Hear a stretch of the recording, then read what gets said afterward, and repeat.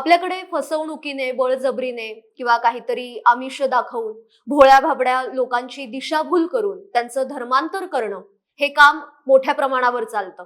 मग ते मुस्लिम धर्मांतर असेल किंवा ख्रिश्चन धर्मांतर. इतके दिवस काय होतं ना, कायद्याचा धाक नव्हता ना. पण आता असं कराल तर थेट कारावास भोगावा लागू शकतो. महाराष्ट्रातील बहुचर्चित धर्म स्वातंत्र्य कायदा 2026 अखेर लागू झालाय.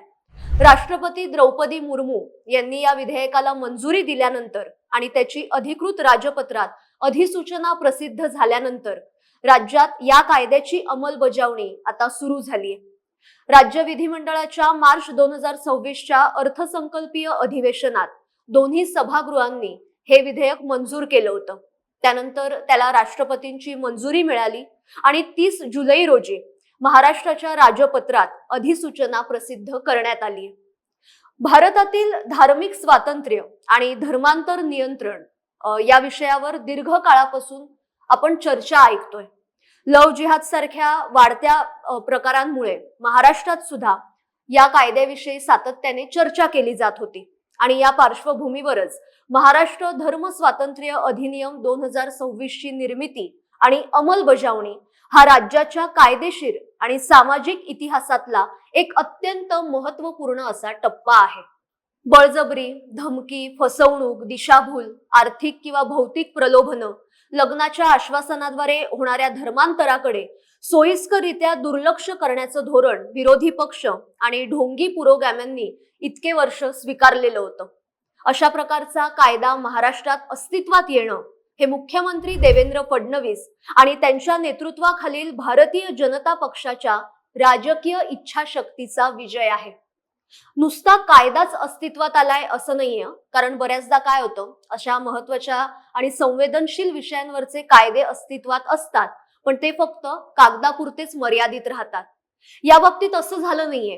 कायदा अस्तित्वात आला आणि पुण्यात या कायद्याचा पहिला दणका सुद्धा दिला गेला. यासाठी जागरूक तक्रारदारांचं अभिनंदन आणि कायदा पारित करून भोळ्या भाबड्या हिंदूंना फसवणाऱ्यांविरोधात कायदा करणाऱ्या देवेंद्र फडणवीस आणि त्यांच्या सरकारचं सुद्धा कौतुक.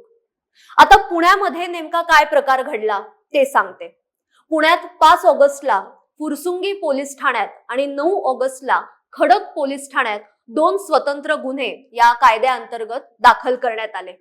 5 ऑगस्टला एका 22 वर्षीय तरुणावर अल्पवयीन मुलीला प्रेमाच्या जाळ्यात ओढून विवाहाचं आमिष दाखवून तिचं धर्मांतर करण्याचा प्रयत्न, बळजबरीने धर्मांतर करण्याचा प्रयत्न केला गेला आणि त्यासाठी हा गुन्हा नोंदवला गेला. या प्रकरणामध्ये पोक्सो कायद्यासह धर्म स्वातंत्र्य कायद्याची कलम सुद्धा लावली गेली. दुसरा प्रकार आहे ना, हा जरा चिंताजनक आहे. म्हणजे आपल्याकडे वेगवेगळ्या पद्धतीने ख्रिश्चन धर्मांतर होत असतं.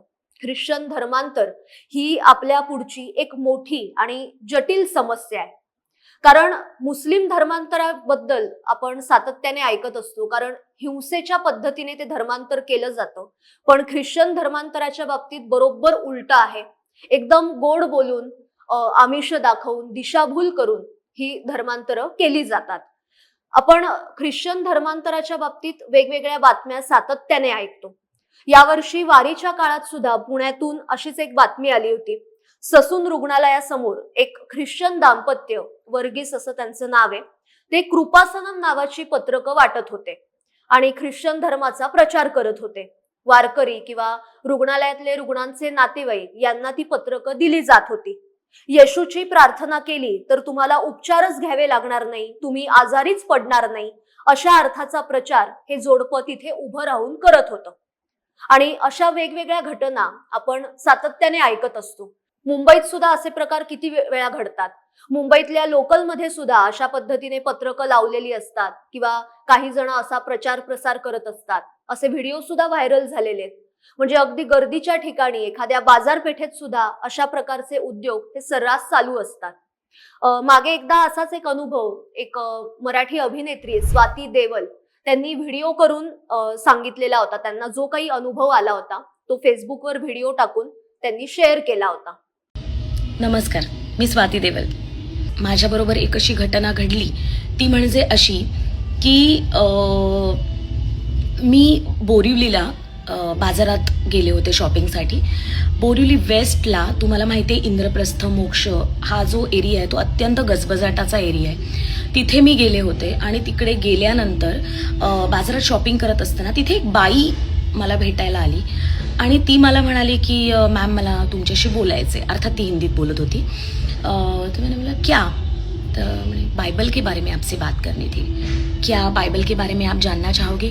मुझे आपसे बात करनी है. मैंने बोला 1 मिनिट बाई, मुझे आपसे कुछ बात नहीं करनी है, थँक्यू व्हेरी मच. मग त्याच्यानंतर माझ्या असं लक्षात आलं, मी तिच्याकडे असं रागाने बघितलं आणि मग मी क्रॉस केला आणि मी गेले आणि मी मोक्ष प्लाझाच्या दिशेला जाऊन बघत होते चोरून. तर ती बाई तेवढ्या भागात फिरत होती, काही बायकांना टॅप करून त्यांच्याशी बोलायचा प्रयत्न करत होती आणि नंतर बराच वेळ गेल्यावर ती एका मुलीला भेटली. ती मुलगी पण अशीच सगळ्यांना फिरून भेटून येत होती आणि मग तिकडनं आल्यावर तर दोघे एक वेळ बोलल्या, काहीतरी अशा कानात कुजबुजल्या. अत्यंत संशयित अशा त्या 2 बायका मला वाटल्या. माझं इथे चुकलं की मी शूट केलं नाही काही. आता पुण्यात 9 ऑगस्टला जो गुन्हा दाखल झालाय तो प्रकार काय आहे ते सांगते. ब्रिटनमधून आलेल्या एका धार्मिक नेत्याचं पुण्याच्या गुरुवार पेठेतल्या चर्चमध्ये प्रवचन होतं. त्या बिशपने काय करावं तर चक्क वारकरी संप्रदायातील कीर्तन, टाळ, मृदुंग आणि भारुडांसारख्या सांस्कृतिक प्रतीकांचा वापर करत येशूची करुणा भाकण्याचा प्रयत्न केला. एवढंच नाही तर येशूमुळेच पाऊस पडतो, येशूचं नाव घेतलं तर कुष्ठरोग बरा होतो, तुम्हाला कोणताही आजार होणार नाही, यासारख्या भूलथापांमधून अंधश्रद्धा आणि भ्रम पसरवला जात होता. म्हणजे दिवसा ढवळ्या कुणीतरी हिंदू नाव घेतलेला आणि युकेचं नागरिकत्व घेतलेला एखादा इसम पुण्यात येतो आणि तिथे येशूचं नाव घेऊन आपल्या हिंदू धर्माचा अवमान करत भोळ्या भाबड्या हिंदूंना गंडवतो, हिंदू श्रद्धांचा अपमान करतो, दिशाभूल करून धर्मांतर करतो.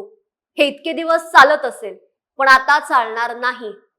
पुण्यात जे बॅनर लागले होते या कार्यक्रमासंदर्भात त्यामध्ये मंदिराच्या नावाने बॅनर लावलेलं होतं आणि चक्क बायबल मधल्या वचनांचा तिथे उल्लेख केलेला होता. एवढंच नाही तर या कार्यक्रमाची सोशल मीडियाच्या माध्यमातून सुद्धा जाहिरात करण्यात आली होती. मुळातच काय ना, कीर्तन, अभंग, भारूड, संत, टाळ, मृदुंग या काही ख्रिस्तांच्या संकल्पना नाहीयेत. त्या आपल्या वारकरी संप्रदायाने रुजवलेल्या संकल्पना आहेत. आपल्याकडे संतांची, वारकरी संप्रदायाची मोठी परंपरा आहे आणि आपल्याच प्रतीकांचा, संकल्पनांचा वापर करून हे लोक ख्रिश्चन धर्मांतर करतात. म्हणजे ख्रिस्ताला भगवे झगे चढवून बाटवाबाटवी करण्याचे अनेक प्रकार केरळमध्ये मोठ्या प्रमाणावर चालतात. अहो इतकंच कशाला, मुंबईमध्ये चेंबूरमध्ये सुद्धा मध्यंतरी त्यावर सुद्धा साप्ताहिक विवेकने व्हिडिओ केला होता. आपल्या देवीला मदर मेरीचे कपडे घातले होते. आपल्याकडे भंडारा असतो ना, तसा यांचा ख्रिस्त भंडारा पण असतो. गणेश पूजन असतं तसं ख्रिस्त पूजन हे करतात. म्हणजे आपल्याच संकल्पनांचा वापर करतात आणि आपल्याच लोकांना फसवतात आणि त्यांचं धर्मांतर करतात. थोडक्यात काय तर तुमच्याकडे जशा संकल्पना आहेत ना तशाच आमच्या धर्मात आहेत असं आपल्या भोळ्या भाबड्या हिंदूंना सांगायचं, त्यांना आपल्याकडे वळवायचं, मग पद्धतशीरपणे त्यांचं ब्रेन वॉश करायचं, त्यांची दिशाभूल करायची आणि मग त्यांचं धर्मांतर करायचं. हे उद्योग अनेक वर्षांपासून चालू आहेत आणि याला विदेशी फंडिंग सुद्धा सुरू असतं. आता FCRA बिलवर मी एक व्हिडिओ केला होता, त्यात सुद्धा तुम्हाला सांगितलंय की विदेशी फंडिंग आणि ख्रिस्ती धर्मांतर यांचा कसा संबंध आहे. म्हणजे यातून पद्धतशीरपणे हिंदूंची सांस्कृतिक मुळं ही पुसून टाकायची आणि त्या जागी आपली ख्रिश्चन धर्माची जी मुळं आहेत ना ती रुजवायची. हे काम जे आहे ना ते टप्प्याटप्प्याने सुरू आहे. पण आता महाराष्ट्रात हा कायदा लागू केल्यामुळे, या कायद्यामुळे आता अशा धर्मांतराला नक्कीच चाप बसेल आणि तो बसलाच पाहिजे. नव्या कायद्यानुसार जर एखाद्या व्यक्तीला दुसरा धर्म स्वीकारायचा असेल तर धर्मांतरापूर्वी किमान 60 दिवस आधी म्हणजे 2 महिने आधी जिल्हाधिकाऱ्यांना याविषयी माहिती देणं हे आवश्यक आहे. धर्मांतर झाल्यानंतर सुद्धा कायद्यामध्ये निश्चित करण्यात आलेल्या प्रक्रियेचं पालन त्या व्यक्तीला करावं लागणार आहे. मात्र स्वेच्छेने केलेलं धर्मांतर हा या कायद्याचा मुख्य विषय नसल्याचं राज्य सरकारने स्पष्ट केलंय. पण नव्या कायद्यानुसार बळजबरी, दबाव किंवा जबरदस्ती, फसवणूक, अनुचित प्रभाव, आमिष किंवा प्रलोभन, चुकीची माहिती देणं, विवाहाशी संबंधित फसवणूक करणं अशा प्रकारच्या धर्मांतरावर कडक कारवाई करण्यात येणार आहे. आता कायद्यामध्ये शिक्षेची तरतूद काय आहे तर पहिल्यांदा गुन्हा करणाऱ्या व्यक्तीला 7 वर्षांपर्यंत कारावासाची शिक्षा होऊ शकते.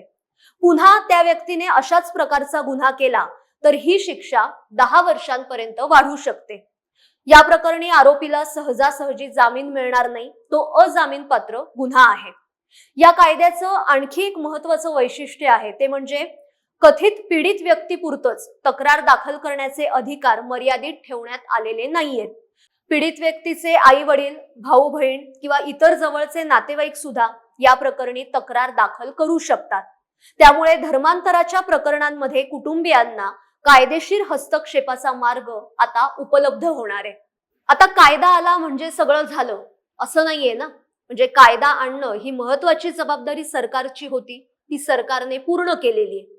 पण इथे सुजाण हिंदू नागरिक म्हणून आपली सुद्धा जबाबदारी आहे. तर ती काय आहे? आपल्या आजूबाजूला अशा घटना रोज घडतात, त्याकडे दुर्लक्ष न करता, म्हणजे माझ्यापर्यंत नाही आलंय ना, जाऊ दे, तो त्याचं बघेल, असा विचार न करता अशा घटना आपल्या आजूबाजूला घडत असतील तर वेळीच पोलिसांना त्याची माहिती देणं ही आपली जबाबदारी आहे. आपल्या धर्मावर कोणी घाला घालण्याचा प्रयत्न करत असेल किंवा आपल्या बांधवांना कोणी भूल थापांनी बळी पाडत असेल धर्मांतर करण्यासाठी किंवा त्यांची दिशाभूल करत असेल तर अशा व्यक्तींना कायद्याचा दणका हा दिलाच पाहिजे. आजच्या भागात इथेच थांबते, पण याविषयी तुम्हाला काय वाटतं ते कमेंट्स मधनं नक्की कळवा. आणि अशाच वेगवेगळ्या विषयांवर आपण रोज बोलणार आहोत, रोज चर्चा करणार आहोत. त्यासाठी साप्ताहिक विवेकच्या YouTube चॅनलला आजच सबस्क्राईब करा.